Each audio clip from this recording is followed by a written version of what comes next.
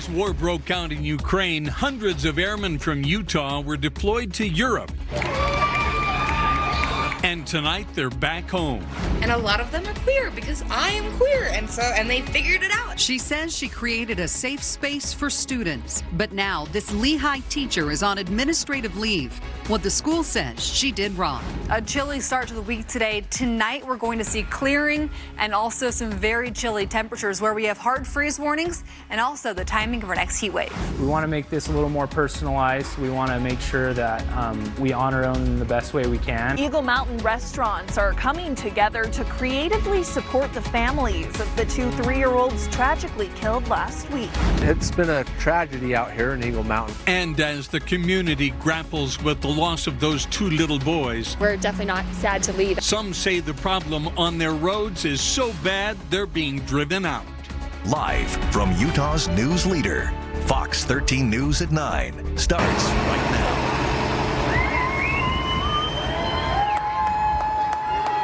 Hundreds of airmen from Utah are back home tonight after being called to serve in response to the Russia-Ukraine conflict. Fox 13 News anchor Brian Schnee is live at Hill Air Force Base tonight, where families were reunited for a special homecoming this evening. Brian, I understand there were probably a lot of emotions on display. Well, definitely an emotional evening. It was months in the making of waiting for their loved ones to return home from active duty. In February, pilots, maintainers, support personnel from the 388th and the Reserve 419th Fighter Wings out of Hill Air Force Base here were deployed to Germany to support NATO amid the Russia-Ukraine war. It was really a special night for families who have waited for more than 80 days to be a family reunited again. He's right there. Joey, he's right there. Go get him.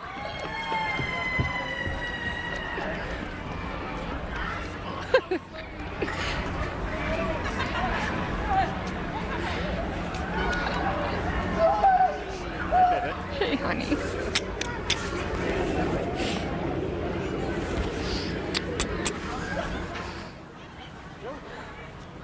Oh, just every moment such as that you just saw was just so special to witness tonight. The waiting game tonight was really tough for Jerry Morrissey and her 2 children, Blake and Joey. Buses came and went until the last group of airmen were greeted with signs and hugs. It was Tech Sergeant Brian Morrissey's 4th deployment in the last decade or so. His wife and children say it hasn't gotten any easier, but he's happy to be home. Well, I missed her birthday, my birthday, my daughter's birthday, Mother's Day. Mother's Day, just had that one. I missed the vacation there. Yeah. And that's about it. That's pretty normal for us, though. It's always tough on a family when our airmen deploy. But I couldn't be prouder of the airmen in this wing for what they went and did. We got out the door really fast, which really short notice for the families to say goodbye to their loved ones. But I think, throughout my career, it's always been really impressive to me to see the resiliency in our Air Force families. That resiliency on full display tonight, both for those who served and those who just held it down on the home front here at home. Now, these airmen may now be home, but that doesn't mean that NATO is scaling back. There are more airmen heading overseas to take their place, but they're not local. They're going to be supported by the Vermont Air National Guard.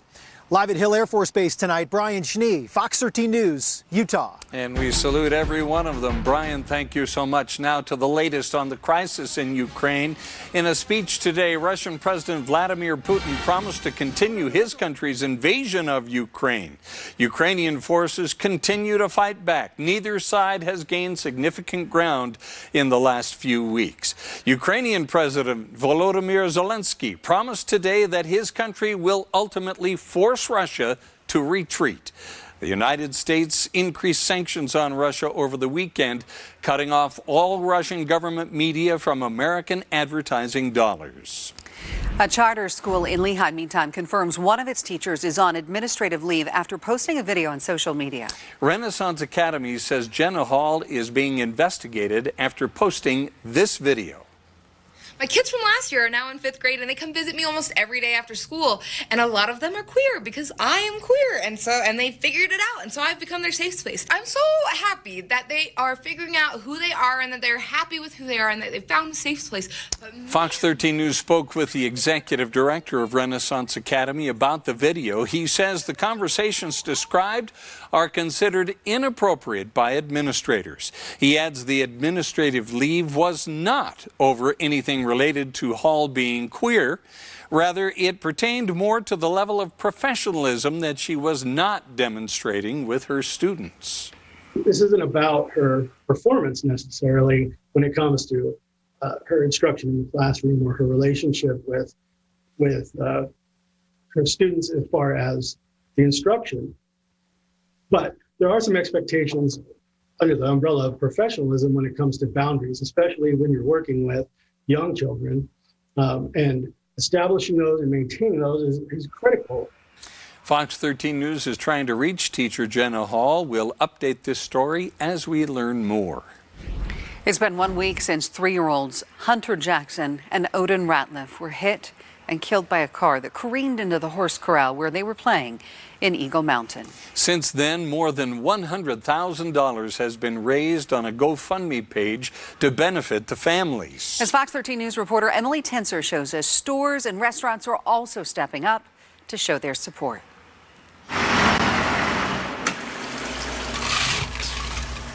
Inside Quench It in Eagle Mountain, you can get your share of soda, sweets, and all the customizations you want.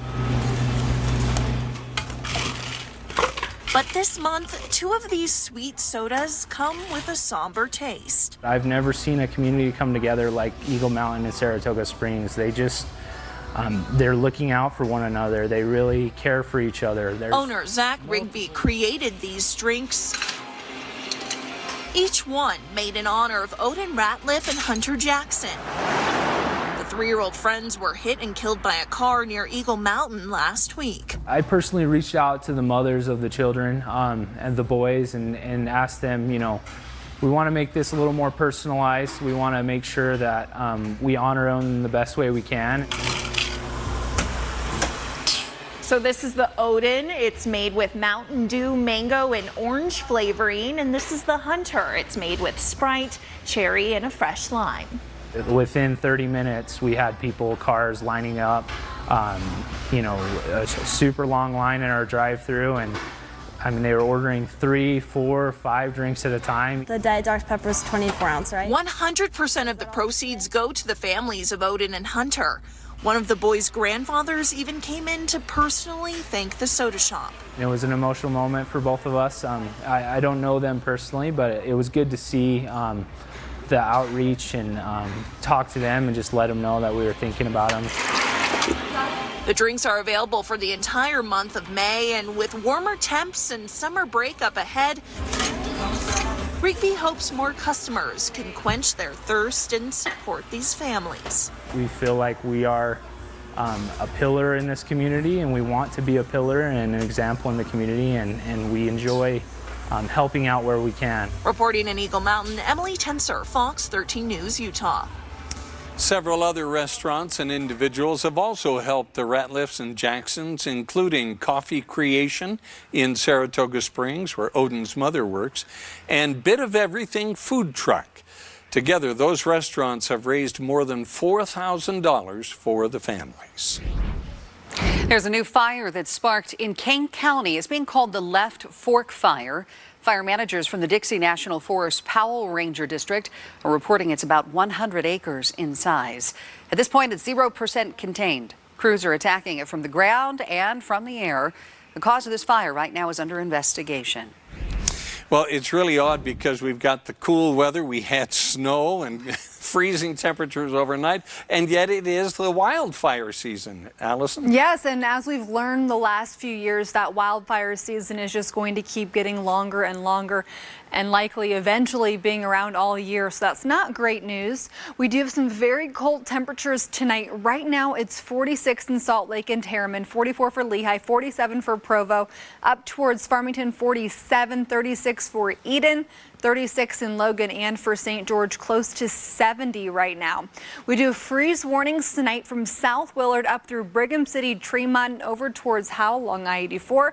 And for the Cache Valley, 3 a.m. until 9 a.m. tomorrow morning, hard freeze warnings. We have dried out here across the state. We're also clearing out, so we're going to have some very cold temperatures overnight. We still have a bit of a breeze for southern Utah, for Bryce Canyon, about 25 miles per hour breezy for Milford and Ely as well. And for tonight at 10 o'clock in Salt Lake, 42. Tomorrow morning at 8 a.m., 42. We will drop into the 30s overnight tonight. Noon tomorrow, 55. I'm tracking that hard freeze warning, plus another chance for some more rain and snow here across northern Utah, plus a heat wave. The timing of all of that later in the hour. We got a dangerous man off the street today. He is never going to see the light of day again. After more than a week and a half, an Alabama inmate on the run with the help of a corrections officer is back in police custody. How the chase came to a dramatic end. It's a zero tolerance for speeding. A blitz operation to catch speeders in Utah County. How many people were ticketed and the extremely high speeds law enforcement recorded just days after a series of deadly crashes. Quinn Snyder says the Jazz were just a spark away from being a true NBA title contender. Coming up, we'll hear from the Jazz head coach. Well, this has been quite a story in national headlines. After 10 days on the run, a manhunt for an escaped inmate from Alabama and a corrections officer turned accomplice is now over. Vicky White and Casey White have been trying to escape police before crashing in Evansville, Indiana. Authorities say Mr. White, a capital murder suspect in Alabama, surrendered, but Ms. White, a corrections officer whom police say helped Mr. White get out of jail, shot herself. Sadly, she has since died from her injuries. This has ended a very long and stressful and challenging week and a half. We got a dangerous man off the street today. He is never going to see the light of day again. Officials say Casey and Vicky White, who are not related, were engaged in a, quote, special relationship. Authorities are planning to extradite Casey White back to Alabama as soon as possible. No reaction to the leak of a Supreme Court document showing a majority of justices appear ready to overturn Roe v. Wade. The White House is denouncing a recent arson attack in Wisconsin as protests also occurred outside the homes of two justices this weekend. Lawmakers on Capitol Hill plan on holding a procedural vote this week, aiming to codify Roe v. Wade into federal law. Hate or violence do not advance any cause, and unfortunately, we're investigating the fruits of hate and violence in the form of an arson.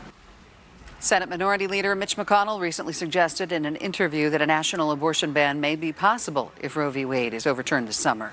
Some states like California and New York plan to provide abortion access to people coming in from other states. Investigators are still working to determine what killed 3 American tourists at a Bahamas resort over the weekend. They're hoping pending autopsies and toxicology reports could shed some light on the cause. Bahamas health officials say some hotel guests had gone to a clinic Thursday with nausea and vomiting.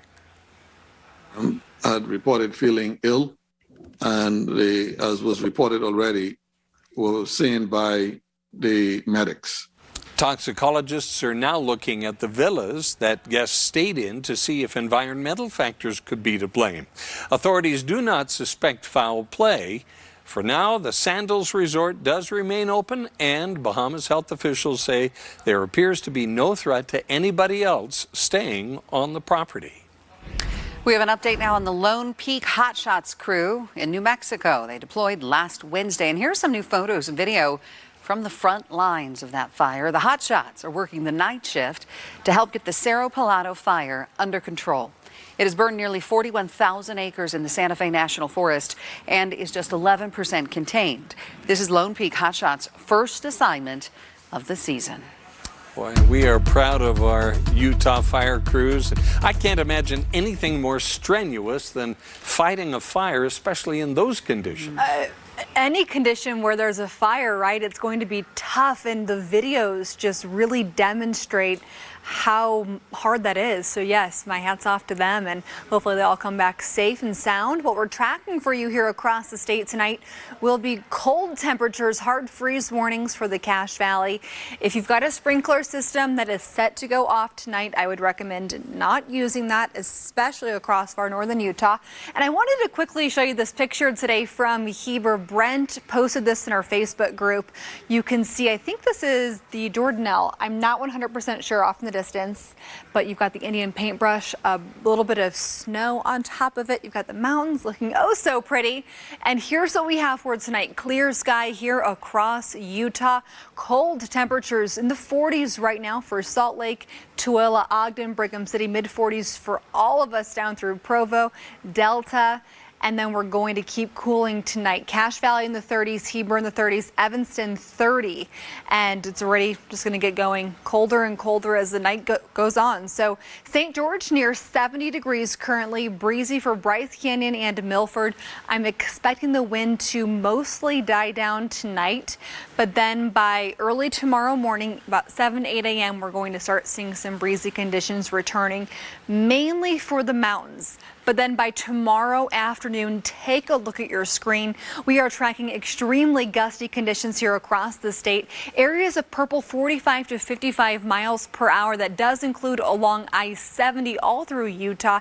This includes up near Highway 6, near Price, up into the Uenas and down towards Vernal. So Salt Lake City, the rest of tonight, overnight hours, we drop into the 30s for much of the evening. So many of you, when you wake up tomorrow morning, you'll have a very brisk start.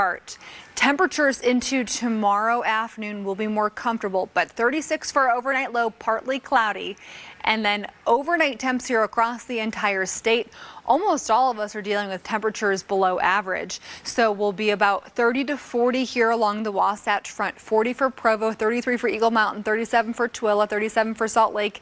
This is early tomorrow morning at 6. And for Ogden, 35 degrees. Cache Valley drops into the 20s, Vernal right at freezing, Park City mid-20s, and then down into St. George near 50 early tomorrow morning. Salt Lake for a high tomorrow makes it into the 60s, so we're going to start seeing those mild conditions returning, but with a breeze tomorrow, we've got the chance for some areas of blowing dust with moderate air quality for Salt Lake County. So 4 o'clock tomorrow, 60s for Provo, Eagle Mountain, Tooele, Salt Lake, Ogden near 60 at 4 o'clock.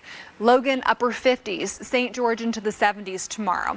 So we're going to end up with comfortable afternoon temperatures, but areas of that blowing dust. So it might just make sense to limit any outdoor activity. Then Wednesday night is our best chance for a quick little system to move through, bringing us scattered to widespread chances for precipitation here in Salt Lake. But with how warm we're going to be middle of this week, this is mostly going to be rain here for much of the state with some snow along the highest terrain. For St. George, mid-70s through Thursday. You've got breezy conditions Tuesday, Wednesday, Thursday, windy into Wednesday, and then 90 to 100 degrees Saturday through Monday. For Salt Lake City, we have 60s through Friday, 70s on Saturday, and then mid-80s Sunday and Monday. Let's talk more about how long that warm-up will last, plus that system Wednesday night. We'll talk more about details and timing of that later in the hour. All right, thanks, Allison.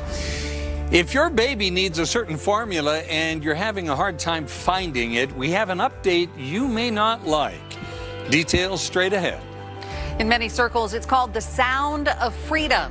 You'll be hearing and feeling it this week. We'll tell you where. Tomorrow, President Biden will address the U.S. inflation crisis. His address is scheduled for one day after gas prices hit a record high in some states. A CNN poll finds 8 in 10 Americans believe the federal government has not done enough to curb inflation. The president says a top priority will be getting prices under control and lowering costs for working families. And this comes after President Biden announced a partnership today with the nation's internet providers to help low-income families get high-speed internet. The program will drop fees by up to $30 a month for some families.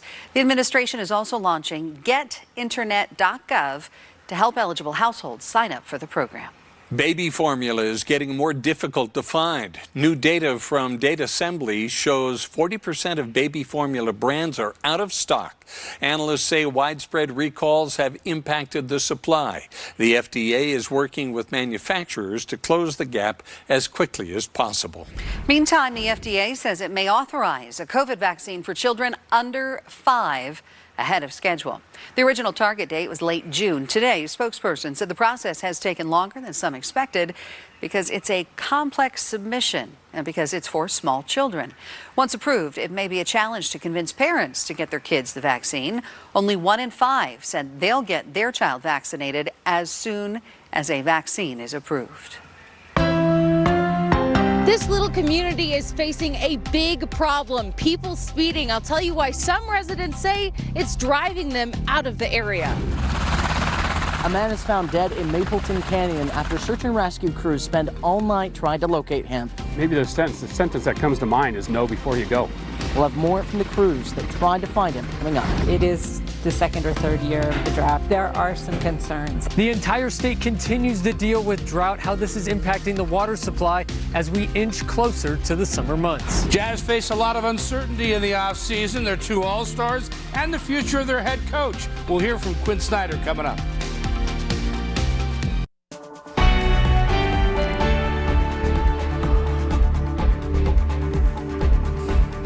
Just 2 days after 2 toddlers were run over and killed by a speeding car that careened off an Eagle Mountain road, a traffic operation caught numerous speeders in that growing community. Fox 13 News reporter Eliana Sheriff shows us how some residents are fed up. We can hear it even like through our windows and stuff, people speeding in their cars just excessively loud. It's waking us up in the morning. It's a huge problem. There's been a lot of speeding, and the other night we were just getting ready for bed and we could hear cars zooming and we looked out our window and it's hard to tell how fast they were going, but they were blaring through all the stop signs.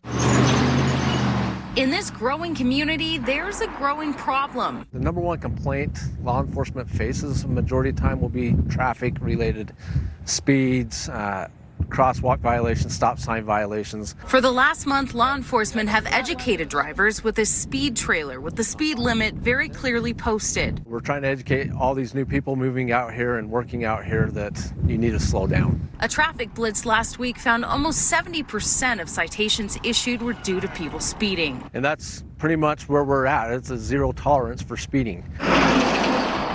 One person hit speeds of 86 miles per hour in a 35 mile per hour zone, and a high school student on a motorcycle was cited after being caught traveling 71 in a 40 mile per hour zone. The community has seen its fair share of tragedy lately due to this behavior. It's been a tragedy out here in Eagle Mountain. We've had 4 young people die, and they've all caused by running in or being hit by vehicles. It's this fear that has Molly Van Wagoner, who's lived in Eagle Mountain for 5 years, worried to let her kids outside. Our property juts up to one of the main roads, and we have the 2 girls, and we actually get worried about them playing outside and stuff because of the speeding has been so bad. Over the last few months, she and her husband have seen a huge increase in people speeding, and her family plans to move from the area in part due to bad drivers. We're definitely not sad to leave, and it's been because not even just the speeding, but just inconsiderate drivers cutting people off, weaving in and out, trying to get ahead, and it's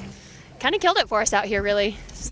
The Utah County Sheriff's Office says that traffic blitz had been planned for weeks. It just happened to be a coincidence that it was conducted just 2 days after those toddlers were tragically killed while playing outside. In Eagle Mountain, Eliana Sheriff, Fox 13 News, Utah. Other local news for you now tonight, and 1 person was killed after an industrial accident in Salt Lake City this afternoon. It happened near 2320 North and 22nd West just after 3 p.m. Police are not releasing any information right now about what happened. Instead, they tell us state investigators with Utah Occupational Safety and Health are looking into this incident. We'll bring you more information about what happened when we can get it. A Tooele woman was arrested last Thursday after police say she disciplined 2 children under the age of 10 by putting boxes on their heads and tying them up. 37-year-old Lori Carling is charged with 2 counts of felony child abuse. Arresting documents indicate the victim's brother reported the abuse to his elementary school principal. The children then told police this has been happening for the past 2 years and that one of their legal guardians knew about it. Fox 13 News is not identifying the children or their relationship to Carling. Fox 13 News has confirmed Carling works as a paraprofessional in the Tooele County School District, but the allegations do not involve students there. Nevertheless, the district says it has reached out to families to check on whether any students have had disconcerting interactions with her. The district also says it has placed Carling on administrative leave. We've now learned the identity of a man found dead in Mapleton Canyon this afternoon. The Utah County Sheriff's Office says 65-year-old Blake Dean Baxter was reported missing last night. Deputies say hypothermia and medical conditions may be factors in his death. Fox 13 News reporter Spencer Joseph was there as first responders worked frantically to find him. Anytime we think somebody's in danger, anytime we think that there's a problem with somebody and we can get help to them, you know, we're up there doing life-saving measures. We're trying to find the person, give them some help. An all-night search into the morning had dozens of search and rescue members working to find a man up Mapleton Canyon. Dispatch received a call of an overdue male that was out riding his motorcycle. And she hasn't been in cell phone contact with him for a little while. He had driven up Hobble Creek Canyon and was intending on coming out Whiting Campground, which is just up Mapleton Canyon. The sheriff's office jumped into action, gathering people to come here and start because not only of the weather, but where this man was last located. Best I could tell from Whiting Campground, it was about 2.6 miles up the trail. He also had a medical condition. So based on the conditions, based on the fact that we didn't think he was dressed for the conditions, we wanted to get people up in that area looking for him so we could provide some help. Crews worked as hard as they could. But then it turned into kind of a blizzard situation. They had about 3 feet of visibility and couldn't find him. They did end up finding his motorcycle. The search was called off and resumed early Monday morning. Around noon, after 15 hours of searching, crews found his body. But I imagine it was in the teens, and to survive that with light clothing on. He'd also been riding his motorcycle, I'm guessing, for probably a considerable amount of time, so he could have been fatigued, could have been dehydrated. There's a lot of factors.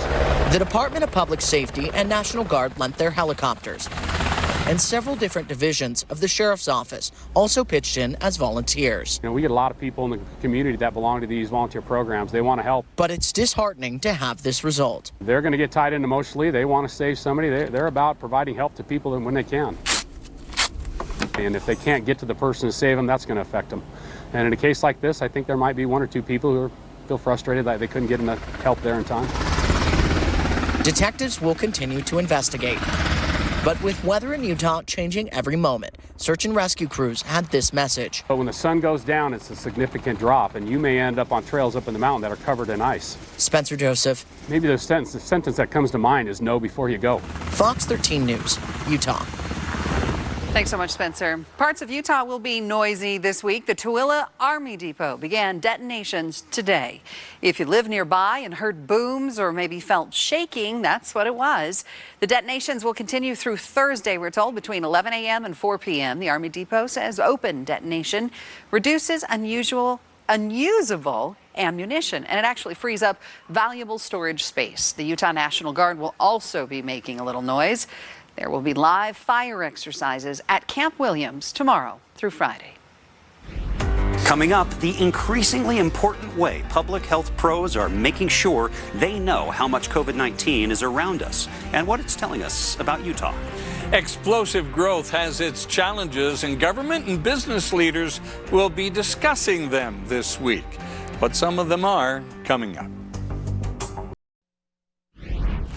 At this stage in the COVID-19 pandemic, testing is scattered, and between homes and healthcare settings, and mild illnesses are less likely to be reported. Going in depth tonight, Fox 13 News anchor Max Roth takes a look at how public health leaders are making sure they have a real feel for what's happening. The CDC made a dramatic change in February. Cases in general were milder because of vaccines and variants, so they decided to peg a community's risk level on hospitalizations. The CDC is also expanding its use of another measure that works well, even though it stinks. It's a common denominator we learn as children. Everyone poops. And if COVID-19 is in your body, it's in your poop. Around the country, the CDC is tracking wastewater at 605 sites. Utah has 32 sites tested twice a week. Most of us, more than 2,771,000, send our sewage to those 32 treatment plants. We'll go through 3 maps that tell us a lot about them. First map says COVID is everywhere. The 30 dark red dots here show the sites where 80 to 100% of samples taken for 15 days detected COVID. The 2 orange dots mean COVID was found in 60 to 79% of samples. Second map, COVID is mostly on the rise. The 5 blue dots show places where they're seeing less COVID in sewage over 15 days. 3 red dots show 1,000% increase in parts of Cache, Box Elder, and Utah counties. 17 orange dots show 100 to 999% increases, including the most populated areas of Salt Lake, Utah, and Davis counties. The third map tells us if samples detect a lot of the virus or just a bit. On this scale, 100% would mean the worst 2 weeks of the pandemic. Most of the state is in the 50% range, average over the time that they've tested. While COVID-19 hospitalizations are on the rise, the CDC director, Dr. Rochelle Walensky, says people who are in the hospital today are less likely to require oxygen or go to the ICU. In the newsroom, Max Roth, Fox 13 News, Utah. Thanks, Max. As the weather warms up and summer just around the corner, how will Utah's drought affect you? We're going to bring you a few details on that coming up next. And it's meant to help students with disabilities find what they're good at. Utah's First Lady helps kick off a specialized golf program today. Quinn Snyder had his end of the season media session today. We'll get his reaction on how it ended and if he plans on staying in Utah. And a couple of big game 4s in the NBA playoffs tonight with some big dunks in Milwaukee. We'll have those highlights. So glad you could join us tonight for Fox 13 News at 9. Amy and I here filling in for Kelly. Happy to be here with Bob. That's right. She's celebrating a birthday tonight. Uh-oh. Who, Not me? hers. No. She's celebrating one of her children's birthday, and so we wish them Kelly, of course. Yeah. all the best. So anyway, well, Allison Krogan is going to be along with your forecast in just a few minutes. But in the meantime, all of Utah is currently under drought. 99% of the state is at either a severe or extreme level of drought. Fox 13 News reporter Chris Arnold spoke with the Division of Water Resources about how this impacts you as we inch closer to these warmer summer months. 8 of the last 10 years have been drought. We've seen drought in the state somewhere. This comes as the Beehive State once again missed the mark when it comes to the expected snowpack during the winter months. We had hoped to get a really good snowpack, and we only got about 75% of the snowpack that we'd hoped for that was average. So we didn't even get average. Laura Haskell is the drought coordinator for the Utah Division of Water Resources. She spoke about the trickle-down effect of a below-average snowpack. We are in one of the driest states in the nation. We use the snowmelt and our stored water as our supply in the summer months, and so that's why our reservoirs are so critical. The state's reservoirs are also feeling the pinch. The Utah Water Supply Outlook for this month shows the reservoir storage is at just 58%. That's a 10% drop from this time last year. It is really impactful on our use as humans, but also on the natural system, plants, animals. It's affecting everything. Almost every economy is impacted in Utah from not very much water. Not knowing what next year will bring, Haskell is urging people to be mindful of their water usage as we head into the summer months. It starts with outdoor restrictions, and then they move on, and we have to have indoor watering restrictions. Keeps getting more severe the less water we have. Haskell tells me her biggest concern is always the drinking water, which is why she says it's so important to always listen to your local water provider and make sure you're following the recommendations for their system. In Salt Lake City, Chris Arnold, Fox 13 News, Utah. Well, Governor Spencer Cox stopped by Fox 13's The Place earlier today to talk about the One Utah Summit, which is taking place tomorrow. The sold-out event at the Grand America Hotel will feature an array of speakers from elected officials to local business leaders who will highlight the opportunities for economic growth right here in Utah. The conference will also address some of the challenges facing Utah during this period of unprecedented growth. We have infrastructure challenges, the price of housing. So we'll be working on some of those issues as well, and it's going to be very beneficial for everyone in the state. Governor Cox says the conference also aims to develop the talent already here so the state can remain the best economy in the nation. If you could not get tickets to tomorrow's summit, don't worry. There will be another summit already set in October. This one at Southern Utah University in Cedar City. In the meantime, stay tuned to Fox 13 News for our continuing coverage of the One Utah Summit. The Jordan School District launched the state's first unified golf program today. Utah First Lady Abby Cox helped launch the program at the Glenmore Golf Course in South Jordan. It gets students with disabilities together with their peers, as well as the golf pros at Glenmore. They're doing a putting activity, a chipping activity, and then a long ball activity, but they're going to be using some modified equipment like tennis rackets, and as well as pool noodles and things that are adapted to allow everybody that's here to have an opportunity to hit a golf ball. The hope is to foster greater empathy for people with disabilities and encourage more inclusion and opportunities for all students. Okay, here are your top weather headlines that you need to know on this Monday night. For tonight, hard freeze warnings from South Willard up through the Cache Valley tonight and Brigham City. So cold night ahead. Warmer and windy through Wednesday, areas of blowing dust, and then by Wednesday night into early Thursday, chances for some rain and snow, all ahead of a very hot weekend. We're talking close to 90 to 100 here across the state come Sunday and Monday. Now, watches and warnings tonight. We have hard freeze warnings South Willard, Brigham City, Tremont, and Howell, all the way through the Cache Valley. This is going to be 3 a.m. to 9 a.m. tomorrow morning. Now, the rest of the Wasatch Front also going to be very cold, but we've got the light wind right now, not as gusty as it was earlier today. It is also quite clear out there, so our temperatures are really going to be in a free fall into the 30s overnight here in Salt Lake. By 6 a.m., 37, mostly clear, and then we're going to have our temperatures back into the 50s by 10 o'clock tomorrow morning. So overnight temps, we're tracking 20s, 30s, and 40s here across the state. 20s for the mountains and our higher valleys like Logan, and then close to 30 to 35 for Price, and then for Tooele, Salt Lake, Ogden, we're close to 35 to 40 early tomorrow morning. Forecast at a glance for the Wasatch Front tomorrow. Salt Lake 62, Ogden 60, Provo 66 for central and southern Utah. Cedar City 62 and windy. Richfield 68, St. George 75. Eastern Utah, temperatures in Vernal 70, Price 71, Moab 82. Partly cloudy and windy across the board. So let me show you this futurecast. By Wednesday night, we start seeing some chances for rain, even rain up in the mountains. Then we head into the rest of the overnight hours into Thursday morning. Valley rain, mountain snowfall all the way down towards Beaver. And then we see potentially another brush by system on Friday, but that's basically the extent of our active weather in the next several days. So our temperature outlook beyond our 7-day forecast, taking you through the 23rd of May, is going to be above average out west for temperatures and drier than usual for precipitation in the same time frame. St. George, you're in the 70s through Thursday, close to 90 on Friday.